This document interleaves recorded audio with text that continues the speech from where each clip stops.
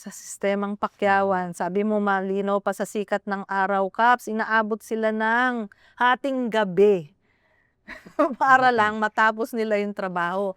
Yung sa Negros, katulad nung puno ng truck na 10 tons, ang lumalabas dito 8 to 10 lang na katao. Mas Ang mataas gumagawa yung niyan. per ton nila, 560 pesos kaysa kay Green Futures, ano? Pero every 3 days nila mapupuno yung isang truck. Eh, kasi 10 tao lang sila, eh. So, every 3 days, tapos sa isang linggo makakadalawang truck sila.